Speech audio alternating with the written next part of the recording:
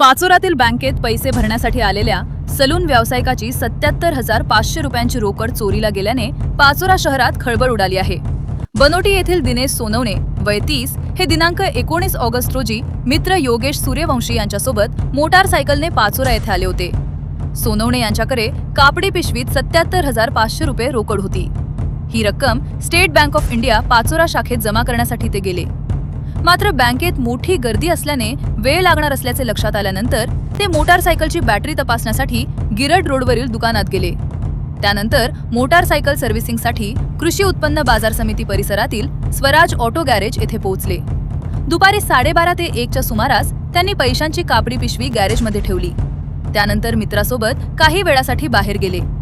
परत आल्यानंतर गॅरेज मालकाकडे पैशांची पिशवी मागितली असता ती जागेवर मिळाली नाही।